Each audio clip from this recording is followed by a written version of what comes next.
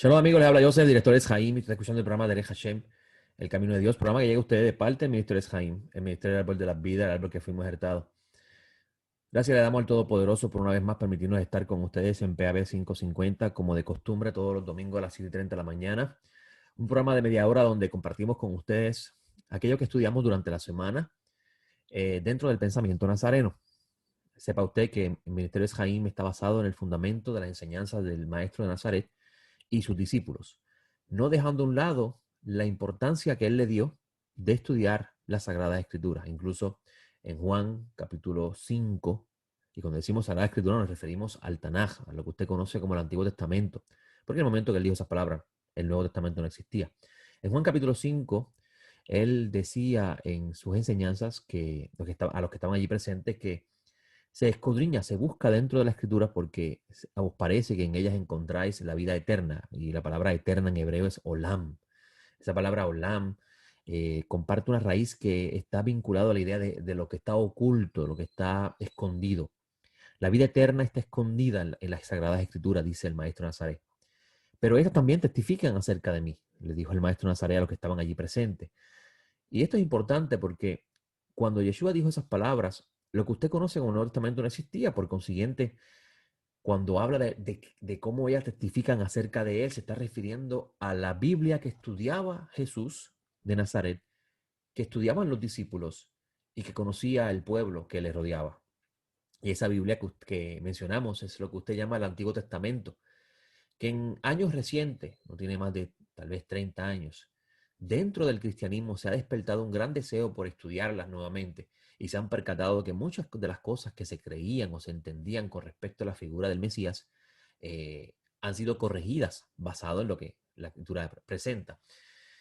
Y hoy voy a compartir con ustedes, si el tiempo me da, dos ideas muy interesantes que encontramos en la Sagrada Escritura. Primero, vamos a hablar de la sección de la Torá que estudiamos ayer y luego vamos a hablar, si el tiempo así nos lo permite, de la relación que tiene la festividad de Hanukkah con la figura del Mesías. Recordemos que la semana pasada estuvimos dando una enseñanza especial donde leímos el libro Los Macabeos, un libro muy importante porque nos habla de la historia que da origen a la festividad de Hanukkah que usted encuentra en el Evangelio de Juan, capítulo 10, versículo 22, la fiesta de la dedicación.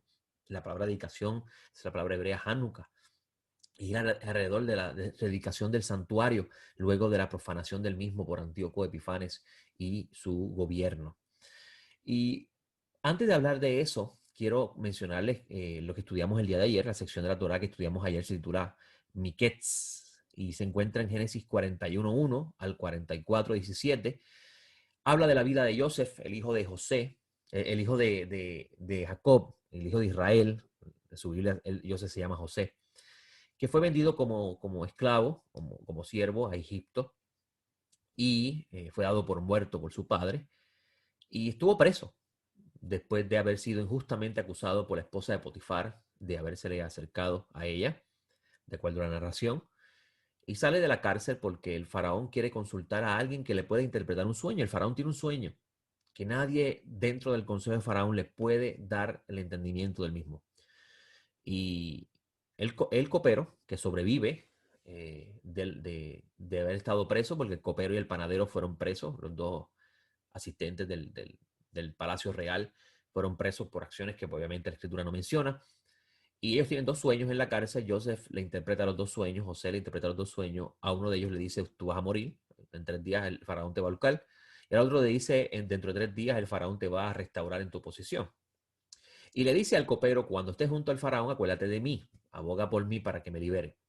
Pero el copero se le olvida la figura de José ante el faraón, hasta que el faraón tuvo un sueño. Al cabo de 2 años, faraón tiene un sueño, y de ese sueño nadie le podía interpretar el sueño, que son las 7 vacas gordas, las 7 vacas flacas, luego las 7 espigas gruesas y las 7 espigas flacas, por así decirlo.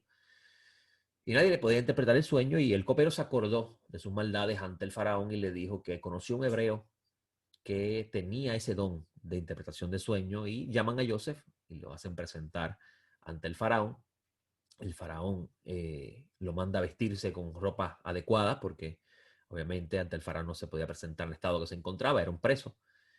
Y Joseph interpreta el sueño, reconoce que la capacidad de interpretar los sueños viene de Dios. Y Joseph interpreta el sueño y a consecuencia de esto, el faraón le da un lugar importante que está relacionado a ese sueño. El faraón sueña que, según la interpretación de Joseph, que vendrían 7 años de abundancia para toda la tierra de Egipto y 7 años de escasez. Y Joseph le aconseja al faraón de que coloque en un lugar importante, en un lugar de autoridad, a una persona que tenga la sabiduría suficiente para administrar adecuadamente las buenas cosechas que tendrán en los próximos 7 años, para que cuando lleguen los tiempos de sequía pueda haber de ese quinto que se separa alimento para el reino del faraón y su pueblo. Y el faraón entiende que no hay hombre como Joseph en toda la tierra de Egipto sobre quien esté el Espíritu de Dios. Y el faraón aconseja que sea Joseph el que sea el que se levante, y el faraón lo coloca en una posición importante. Y aquí es donde quiero llegar, porque el maestro Nazaret dice en sus enseñanzas que las escrituras testifican acerca de él. Y antes de decir eso, él dice, escudriñas las escrituras, investigas. En hebreo, la palabra escudriñar gira alrededor de una raíz que significa inquirir, buscar, penetrar. Incluso hay un texto en el libro de Números que habla sobre de cómo Moisés inquirió sobre el asunto de un sacrificio que no se habían comido. Y usted va al texto hebreo y dice, drash, drosh. Y hay un sistema del mundo judío de interpretación bíblica que dentro de ese sistema hay un nivel de estudio bíblico que se llama drash. Incluso si usted ha escuchado acerca de los midrash, midrash significa de la investigación o del estudio, del escudriñar. Los midrashim recogen las enseñanzas de los diferentes rabinos, producto de la investigación y el estudio profundo que hacen de la escritura. Y el maestro Nazaret le dice a los que están allí presentes, ustedes escudriñan, ustedes buscan, penetran en la escritura porque en ellas os parece que está la vida escondida, la vida oculta, la vida eterna, en el sentido hebreo de las palabras. Mas estas también testifican acerca de mí. El maestro dando a entender que en el escudriñar, en el penetrar en el texto, en la narración, vamos a encontrar alusiones al Mesías, conexiones con respecto a la vida o la figura del Mesías. Nosotros en Esjaime enseñamos que la Biblia es un jardín, que el que lo plantó, el plantó ese jardín, conoce muy bien el lugar donde se encuentra cada cosa.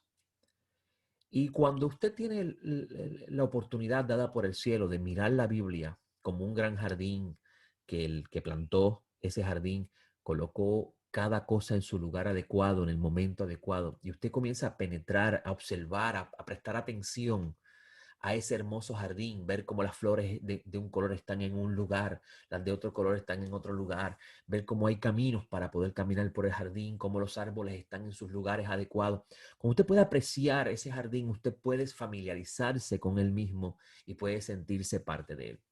Asimismo, el Creador bendito sea, reveló sus misterios, su revelación, que se encuentra en la Escritura. La Escritura habla de muchos misterios con respecto al Creador y la historia que Él quiere dar a conocer a la humanidad por medio del pueblo que eligió para eso.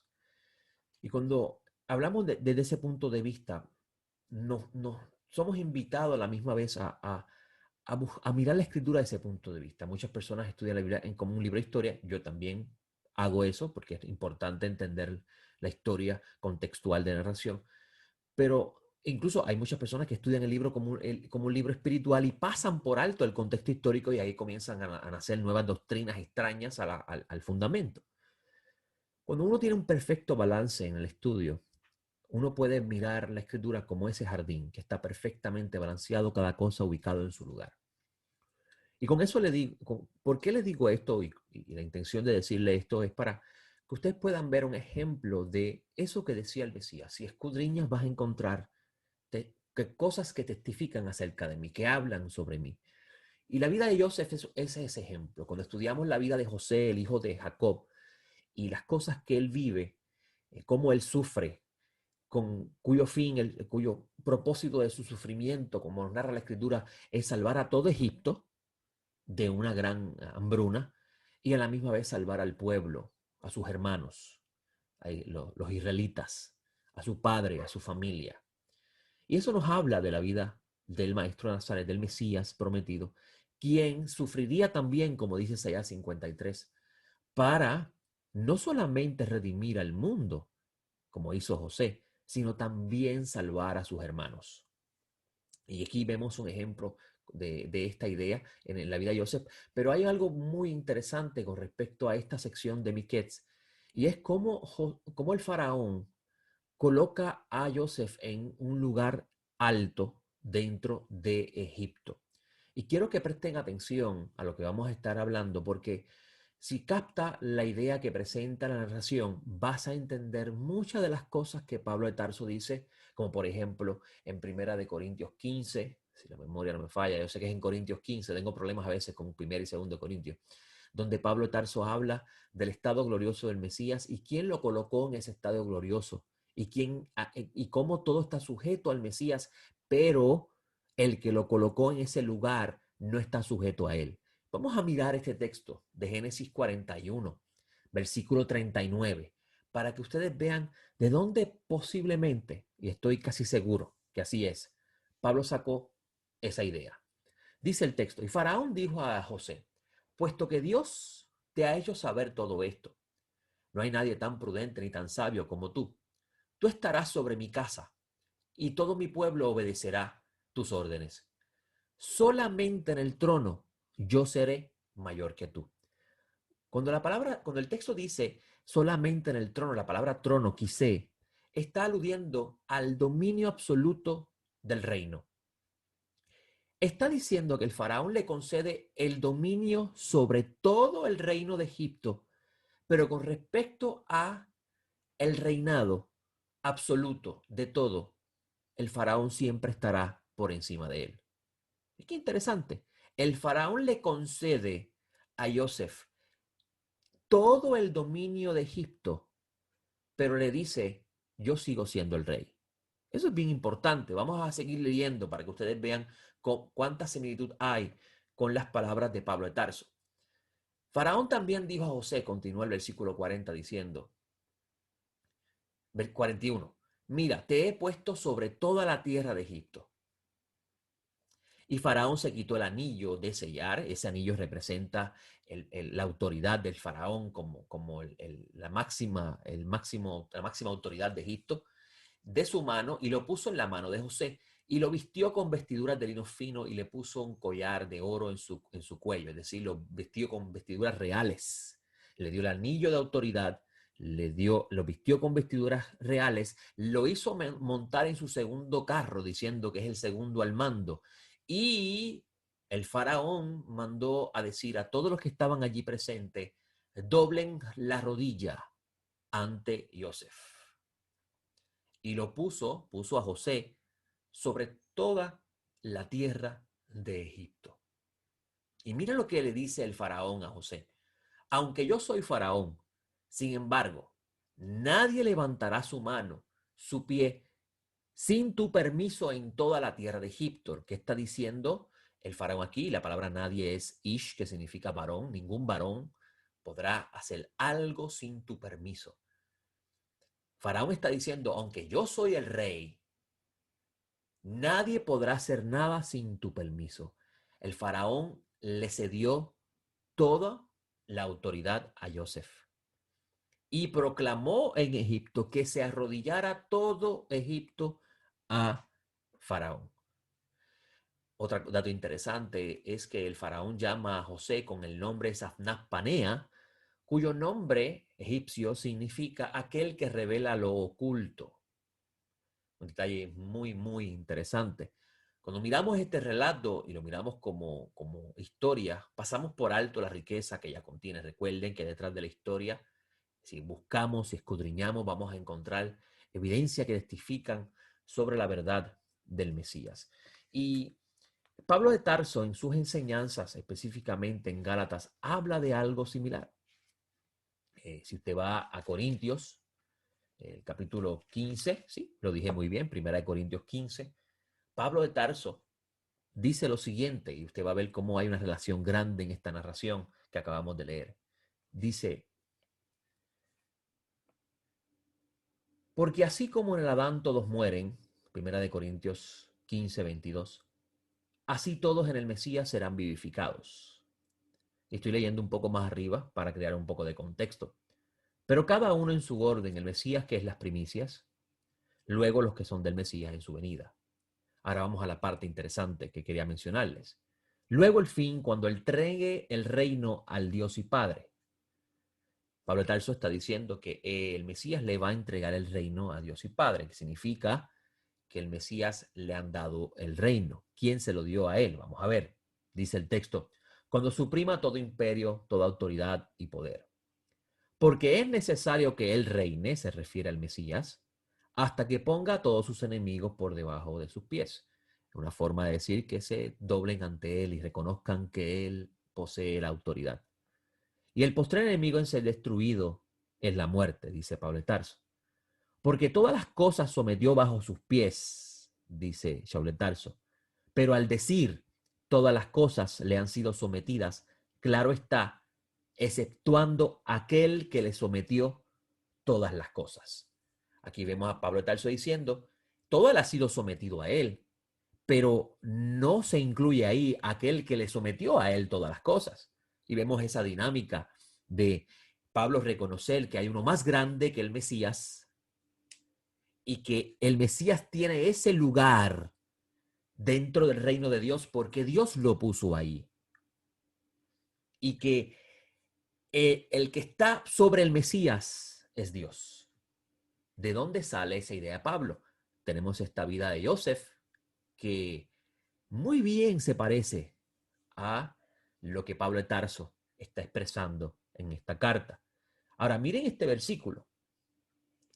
Qué interesante. Dice, y cuando le hayan sido sometidas todas las cosas, entonces también el Hijo mismo se sujetará a aquel que le sujetó a él todas las cosas, para que Dios sea todo en todos. Esto es interesante porque si miras la vida de Joseph, Joseph fue colocado en un lugar de poder en Egipto por el faraón para que cumpliese una misión. Esa misión era salvar a Egipto de la destrucción por la hambruna que venía. Y a consecuencia de esa salvación del mundo que representa Egipto en este texto, el pueblo de Israel participa del mismo, porque Joseph es hermano de los judíos o de los israelitas. Es interesante que Yeshua, el Mesías, es judío de nacimiento, descendiente de la casa de David. Y la extensión del dominio sobre el Mesías por parte de Dios beneficiará al final al pueblo que en la historia se nos muestra que aparenta ser que lo vendieron por 30 piezas de plata. Pero veremos que esa venta, como ocurrió con la vida de Joseph, en esta narración de la vida de José, fue al final para el bien de todos. Porque si José no hubiese sido vendido a Egipto por parte de los ismaelitas, José no hubiese descifrado el sueño del faraón y entonces José no hubiese estado en esa posición de autoridad y hubiese salvado a Egipto de la hambruna e Israel se hubiese beneficiado también del mismo. Ahora, ¿quién está detrás de toda la historia? Es la pregunta que usted debe hacerse.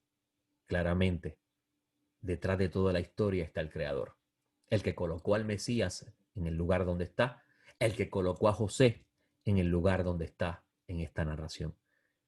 Qué cosa interesante, ¿verdad? Cuando vemos este hermoso jardín, ubicado cada cosa en su lugar, nos podemos disfrutar de ver estos regalos que nos hace el cielo. Y entonces muchas de las cosas que vemos en la Biblia nos hacen total sentido cuando vemos que además de expresarnos la vida escondida, porque claramente cuando estudiamos la Sagrada Escritura, la vida que está escondida, que está próxima a ser revelada, está escondida allí. La buscamos para descubrirla, para entenderla, pero también encontramos en ella el testimonio del Mesías. Ya que tengo tiempo, voy a hablar un poco sobre la fiesta de Hanukkah, que está narrada en el Evangelio de Juan, que también mencioné ayer en la mañana en nuestros estudios virtuales. En el capítulo 10 del Evangelio de Juan se narra la fiesta de la dedicación, que Yeshua está presente. La fiesta de la dedicación tiene su origen, no es una de las fiestas que el Eterno ordena en el capítulo 23 del libro de Levíticos. En Levíticos 23 el Eterno establece las convocaciones que el pueblo debía observar en su lugar señalado, se refiere a Jerusalén en este caso, y con el santuario en pie, el servicio del templo, los sacerdotes. Obviamente, aunque hoy en día podemos conmemorar esas fechas por lo que ello significa, bíblicamente hablando no las podemos observar porque tiene que estar presente los elementos que el Eterno determinó para el funcionamiento del mismo. Por consiguiente, nosotros lo que hacemos es conmemorarlas y ver en ellas la sombra de lo que ha de venir, porque obviamente esas convocaciones que no son las fiestas judías como muchas personas piensan, son las santas convocaciones de la deidad, de Dios, nos hablan de misterios con respecto a la redención y la restauración de todo. Sin embargo, la fiesta de Hanukkah no pertenece a ese mundo. La fiesta de Hanukkah es producto de eventos pasados en la historia del pueblo que, a consecuencia de ello, comenzó a conmemorarse año tras año durante el invierno, 8 días, que están vinculados a la historia de los macabeos, como leímos la semana pasada. Ahora, en este capítulo 10, Yeshua dice algo muy interesante, y es que él se presenta como el pastor de las ovejas. Él dice que él es el pastor, que las ovejas oyen su voz y que lo siguen, y que donde quiera que él se mueve, ellas lo siguen, por así decirlo. Y él también dice que él es la puerta de las ovejas y habla de los ladrones, de los que vienen a hurtar, a matar y destruir, que muchas personas han interpretado que ese es el diablo. El diablo es el ladrón que viene a hurtar, a matar, a destruir, y Yeshua es el buen pastor que nos va a cuidar de ella. ¿Pero no ha considerado usted de dónde Yeshua saca esa idea? Si de seguro que la Biblia que estudió Jesús es lo que usted conoce como el Antiguo Testamento, de seguro que muchas de las ideas las habrá sacado de allí. ¿Sabía usted que en el capítulo 34, vamos a ver si estoy correcto, sí, 34, del libro de Ezequiel, habla de cómo el Eterno está llamando la atención a los malos pastores que se han aprovechado de las ovejas y las han explotado? Obviamente, en ese contexto no se refiere a los pastores hoy en día, aunque podemos relacionarlo de alguna forma porque el pasado es el presente y el presente es el futuro, es decir, lo que una vez fue volverá a ser y no hay nada nuevo debajo del sol. Y en este capítulo 34 de Ezequiel, el Eterno le llama la atención al pueblo porque, o mejor dicho, a los pastores, a los que tienen la responsabilidad de cuidar al rebaño, de haber maltratado el rebaño. Le han sacado la grosura al rebaño, le han quitado la lana, no apacentan al rebaño, sino se benefician de ella. Es como decir hoy en día que les traen el dinero a los feligreses, pero lo que le dan de comida es piedra en vez de pan, no los alimentan bien. Y el maestro, mejor dicho, el Eterno dice que él recogerá esas ovejas y juzgará entre ellas. Y dice en el versículo 23 que él levantará sobre ellas un pastor y las apacentará. Mire lo que dice el texto. Levantaré sobre ellas un pastor y él las apacentará. A mi siervo David, él las apacentará y será su pastor. Y yo, el Eterno, le seré por Dios y mi siervo David por príncipe entre ellas. Yo, el Eterno, he hablado. Este texto es bien interesante. Después le invito a leer con calma por razón del tiempo el capítulo 31 y va a entender mucho mejor de lo que estoy diciendo. Texto muy interesante porque parece que en el capítulo 10 de Juan, Yeshua usa este texto para presentarse él como el pastor. Ahora, cuando prestas atención al texto, parece ser que Yeshua también es el que las busca y las trae. Y usted va a encontrar en Ezequiel 34 que él dice, que Dios dice en Ezequiel 34 por medio del profeta Ezequiel, que él es el que las va a buscar y va a poner a David como pastor de ella. Parece que no sé si hay una gran relación, parece que sí o parece que no. Y el secreto de entender esta discrepancia en que quién es el que las busca y quién es el que va a pastorearla está en el mismo texto del capítulo 10 cuando leemos la historia de Hanukkah. Quiero leerlo con ustedes, o mejor dicho, los eventos que suceden en Hanukkah. Quiero leerlo con ustedes para que ustedes puedan ver conmigo la riqueza que hay dentro del texto. Dice el versículo 22 de Juan 10. Llegó entonces la dedicación en Jerusalén. La dedicación es la fiesta de Hanukkah, la festividad de Hanukkah. Era invierno y Yeshua se paseaba en el templo del pórtico de Salomón. Entonces lo rodearon los judíos y le decían: ¿hasta cuándo nos turbas el alma? Dinos claramente si tú eres el Mesías. Yeshua le responde: os lo dije y no lo creéis. Las obras que yo hago en el nombre de mi Padre, estas dan testimonio de mí. Miren qué interesante. Las obras que yo hago en el nombre de mi Padre. Nos viene a la memoria lo que leímos de Pablo de Tarso y la vida de Joseph. ¿Quién le dio la autoridad para hacer las cosas que hace? Pero vosotros no creéis, porque no soy de mis ovejas, dice el maestro de Nazaret. Mis ovejas oyen mi voz y yo las conozco y me siguen. Y yo les doy vida eterna y no perecerán jamás. Y nadie las arrebatará de mi mano. Lo que me ha dado mi Padre es mayor que todas las cosas y nadie puede arrebatarlo de la mano del Padre. Mire qué interesante. Lo que me ha dado mi Padre, Él está reconociendo que lo que Él posee viene de aquel que lo designó en ese lugar. Y miren lo que dice el versículo 30. Yo y el Padre somos uno. Vamos a ver en el mismo texto que Él va a explicar lo que significa eso. Porque muchas personas han interpretado, aunque han entendido que Jesús está diciendo que Él es el Padre encarnado. Incluso eso mismo entendieron los que estaban allí presentes. Mire lo que dice el versículo 31. Los judíos alzaron otra vez piedras para apedrearlo. Yeshua le dice: muchas buenas obras del Padre os he mostrado, ¿por cuál de ellas me apedreáis? Le respondieron los judíos: por buena obra no te apedreamos, sino por blasfemia, porque tú siendo hombre te haces Dios. El contexto histórico de Hanukkah es sumamente importante, amigos, para entender lo que está pasando aquí, y tengo que decirles que por razón del tiempo no puedo abundar mucho. Pero ¿sabía usted que Epifanés no era el apellido de Antíoco, el rey malvado, que es el protagonista de la historia de Hanukkah? Epifanés, él se llamaba Antíoco Epifanés porque él se autodenominó el dios Zeus encarnado, es decir, Zeus en la tierra.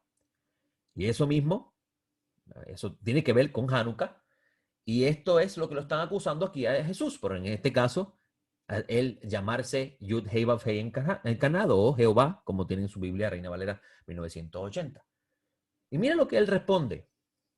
Yeshua le responde: no está escrito en vuestra ley, yo dije dioses sois. Obviamente está citando el Salmo 82 y por razón de tiempo no puedo abundar, y le tengo que decir, amigo, que si pudiese abundar de ese Salmo, usted entendería muchas cosas que están en las Escrituras.